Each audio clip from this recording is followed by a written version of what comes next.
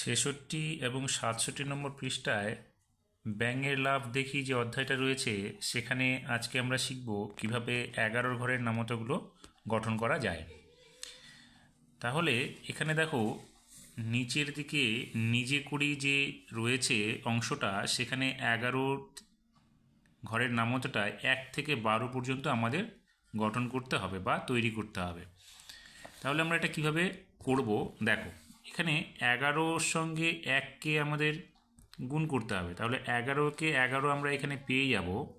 তাহলে এখানে আমরা লিখলাম কত, 11কে 11, অর্থাৎ 11-র সঙ্গে 1 গুণ করে আমরা 11 পেয়ে গেলাম। এবার 11-র সঙ্গে 2, অর্থাৎ 11 আমাদের দুবার নিতে হবে। তাহলে এখানে আমরা 11 নিব, এখানে আরেকটা 11 নিব। তাহলে 11-র সঙ্গে 11 যোগ করলে আমাদের এখানে হবে কত, 22। এবার 11-র সঙ্গে 3 যদি আমরা গুণ করি তাহলে কত হবে, এই যে 22 সংখ্যাটা আছে, 22 সংখ্যাটা এখানে নিয়ে আসব, এনে আবার একটা তার সঙ্গে 11 যোগ করব। কারণ দেখো, এখানে দুটো 11 মিলে এখানে যোগ হয়েছে 22, আর এখানে 11-র সঙ্গে 3 গুণ করতে হবে, সেই জন্য কি দুটো 11-র সঙ্গে আমি আরেকটা 11 যোগ করব। তাহলে 3টে 11 হয়ে গেল। সেক্ষেত্রে 11-র সঙ্গে যদি আরও 11 যোগ 22-এর সঙ্গে যদি আরও 11 যোগ করা হয় তাহলে এখানে কত হবে, 33। এবার দেখো, 11-র সঙ্গে 4কে গুণ করতে হবে। তাহলে 11-র সঙ্গে 4কে গুণ করলে আমরা কত পাবো, তাহলে এই যে 33 হলো, 33 সংখ্যাটা আমরা কি করব, এখানে নিয়ে আসব, এনে এখানে 3টে 11-র মান আছে, তার সঙ্গে আমরা আরেকটা 11 এখানে যোগ করে দেব। তাহলে কত হলো, 33 যোগ 11, অর্থাৎ এখানে কত হবে, 4 4 44। এবার 11-র সঙ্গে আমরা 5 গুণ করলে কত পাবো, তাহলে কি করব, এই 44টা আবার এখানে নিয়ে আসব, কারণ এখানে 4 11 44 আমরা পেয়ে গেলাম। সেই 4 11 44-এর সঙ্গে আমরা আরেকটা 11 এখানে যোগ করে দেব। তাহলে কত হবে, 44 আর 11 যোগ করলে এখানে হয়ে যাবে 5 5 55। পরবর্তী সংখ্যাটা কি আছে, 11-র সঙ্গে 6 গুণ। তাহলে এই 55টা আমরা কি করব, এখানে আবার টেনে নিয়ে আসলাম, তার সঙ্গে আবার 11 যোগ করব, কারণ 5 11 55। এবার আমাদের চাইছে 6, তাহলে 5-এর থেকে আরও 1 বেশি, সেই জন্য আমরা আবার একটা 11 যোগ করে দেবো 55-এর সঙ্গে। তাহলে কথা হবে, 55-এর সঙ্গে 11 যোগ করলে 66 হলো। এবার এই 66কে আমরা এখানে আবার নিয়ে আসব। এবার 7 11, 11-র সঙ্গে 7, তাহলে 6 11 পর্যন্ত আমরা পেয়ে গেলাম 66। এখন 66-র সঙ্গে আরেকটা 11, অর্থাৎ 6টার 11-র সঙ্গে আরেকটা 11 যোগ করলে হয়ে গেল 7টা 11। তাহলে এখানে হবে 7 11, আমাদের পেয়ে যাব 7 7 77। পরেরটা কত আছে আমাদের, পরেরটা আছে 11-র সঙ্গে 8 গুণ। তাহলে 11-র সঙ্গে যদি 8 গুণ করি, দেখো 7 11 77 আমরা পেয়ে গেলাম। তাহলে 11-র 7 এখানে আমরা লিখে দিলাম, 7 11 77, আরও 7 থেকে 1 বেশি 8, তাহলে এখানে আমরা আরও একটা 11 যোগ করে দেবো। তাহলে কত হলো, 77 আর 11 যোগ করলে কত হবে, 8 8 88। পরের ঘরটা দেখো, 11 গুণ 9, তাহলে কি করব, এই 88টাকে আমরা এখানে লিখে দেবো, তার সঙ্গে আমরা আরও 11 যোগ করে দেবো। তাহলে 88 আর 11 যোগ করলে কত হবে, এখানে হবে 99। এখন 11-র সঙ্গে 10কে গুণ করব, তাহলে এই 99টা আমরা এখানে লিখে দেব। লিখে দেওয়ার পরে আমরা আরেকটা 11 এখানে জুড়ে দেব।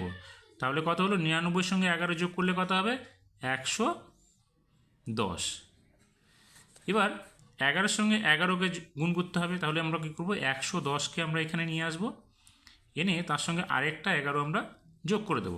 তাহলে 11-র সঙ্গে 110 যোগ করলে কত হবে, 100, এখানে 121 হয়ে যাবে।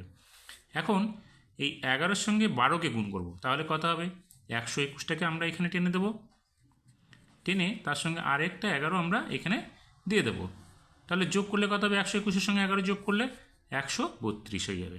তাহলে আমরা লিখব 132। এইভাবে আমাদেরকে 11 ঘরের নামতাটা 1 থেকে 12 পর্যন্ত আমরা সহজেই তৈরি করতে পারবো। এবার এই সমস্যাটা দিয়ে, এই সমস্যার যে সমাধানটা হলো, তাকে দিয়ে আমরা আরও কিছু সমস্যার সমাধান করি। দেখো, এখানে বলেছে 11-র সঙ্গে 14কে গুণ করতে হবে। তাহলে 11-র সঙ্গে 14কে কীভাবে গুণ করেছে দেখো, আমরা 11কে ভাঙছি 10 যোগ 11 করে। তাহলে দেখো, 10 আর যোগ 1 করলে 11 পেয়ে যাব, তার সঙ্গে আমরা 14কে গুণ করছি। তাহলে প্রথমে আমরা 14-র সঙ্গে 10কে গুণ করব। তাহলে 14-র সঙ্গে 10কে গুণ করলে কত পেলাম, 140। আর 14 সঙ্গে 1কে গুণ করলে কত পাবো? 14। তাহলে আমরা কি করব, এই 140 আর 14টাকে সংখ্যা দুটোকে যোগ করব। যোগ করলে দেখো 0 আর 4 যোগ করলে 4 হবে, 4 আর 1 যোগ করলে 5 হবে, 1 এখানে বসে গেল। অর্থাৎ 14 সঙ্গে যদি আমরা 11কে গুণ করি তাহলে কত পাবো? 154। সেটা এখানে গুণ আকারে লেখা আছে। তাহলে এখানে আমরা লিখে দেবো, এখানে 4 আর 0 যোগ করলে 4 হলো, 1 আর 4 যোগ করলে এখানে হলো 5 আর এখানে হলো 1। এখন এখানে কি বলছে? যোগ করে পাওয়ার চেষ্টা করি। তাহলে আমরা কি করব? 11টা 14 লিখব। দেখো এখানে কটা ঘর আছে? 1 2 3 4 5 6 7 8 9 10 11 12 13 14। তাহলে আমরা 11টা লিখব 14 বার। তাহলে এখানে লিখব 11, এখানেও লিখব 11, এখানে লিখব 11, প্রত্যেকটা ঘরে আমরা 11 লিখে যাব। প্রত্যেকটা ঘরে লিখে দিলাম। এইভাবে আমাদের লিখতে হবে। অর্থাৎ আমরা এখানে যে 11কে 14 বার লিখলাম যোগ আকারে, সেই সংখ্যাগুলো এবার যোগ করলে আমরা কত পাবো? দেখো 11 সঙ্গে 14কে গুণ করে আমরা কত পেয়েছিলাম? 154। তাহলে এই যে সংখ্যাগুলো আমরা এখানে যোগ আকারে বসিয়েছি, সবগুলো যোগ করলে আমাদের সেই 154 সংখ্যাটাই হবে। তাহলে এখানে আমরা 154 লিখে দেবো। অর্থাৎ 11 সঙ্গে 14 গুণ করলে আমরা 154 পাবো। আবার 11টা 14টা 11 আমরা যদি যোগ করি তবেই আমরা আবার 154 পেয়ে যাব। তাহলে এখানে কী হবে? তাই 2 সপ্তাহে জমবে আমাদের 154 টাকা। এখানে দেখো প্রশ্নে বলেছিল প্রতিদিন 11 টাকা করে জমালে 2 সপ্তাহ কত টাকা জমবে? তাহলে 2 সপ্তাহ মানে কত? 7 দিনে 1 সপ্তাহ, অর্থাৎ 2 সপ্তাহে হচ্ছে 14 দিন। সেই জন্যে প্রতিদিন 11 টাকা করে জমালে 14 দিনে আমাদের কত জমবে? 11 সঙ্গে 14কে গুণ করতে হবে। তাহলে আমরা পেয়ে গেলাম এখানে যে তাই 2 সপ্তাহ জমে 154 টাকা। এখন দেখো এখানে কিছু আমরা যে আগের ঘরটাতে বা 66 নম্বর পাতায় যে আমরা 11 নামতাটা করেছিলাম, সেইটার উপর ভিত্তি করে 11 আবার কিছু এখানে গুণের আকারে দেওয়া আছে। তাহলে দেখো আমরা এখান থেকে ধরছি 2 থেকে 11 দুগুণে কত হবে? দেখো এখানে লেখা আছে 11 দুগুণে কত? 11 সঙ্গে 2 গুণ করলে 22 হবে। তাহলে আমরা এখানে লিখব 2 এ 2 22। এবার 11 সঙ্গে যদি 5 গুণ করি তাহলে কত হবে? দেখো 11 সঙ্গে 5 গুণ করলে কত হচ্ছে? 55। তাহলে এখানে আমরা লিখব 5 এ 5 55। এবার 11 সঙ্গে 3 গুণ করলে কত হবে? দেখো 11 সঙ্গে 3 গুণ করলে কত পাচ্ছি আমরা? 33। তাহলে এখানে আমরা লিখব কত? 3 এ 3 33। এবার 11 সঙ্গে 7 গুণ করলে কত হবে? দেখো 11 সঙ্গে 7 গুণ করলে কত হচ্ছে? 77। তাহলে এখানে আমরা লিখব 7 এ 7 77 হয়ে গেল। এবার দেখো 9-এর সঙ্গে যদি আমরা 11 গুণ করি তাহলে কত হবে? এখন 9-এর সঙ্গে যদি আমরা 11 গুণ করি তাহলে হবে কত? 99। তাহলে আমরা এখানে লিখে দেব 99। 4-এর সঙ্গে 11 গুণ করলে কত হবে? দেখো 11-এর সঙ্গে 4 গুণ করলে কত হচ্ছে? 44। তাহলে আমরা এখানে লিখব 4 এ 4 44। এবার 6-এর সঙ্গে 11 গুণ করলে কত হবে?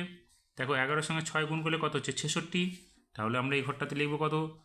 6 এ 6 66। 8-এর সঙ্গে 11 গুণ করলে কত হবে? দেখো 8-এর সঙ্গে 11 গুণ করলে কত হবে? 88। তাহলে আমরা এখানে লিখব 8 এ 8 88।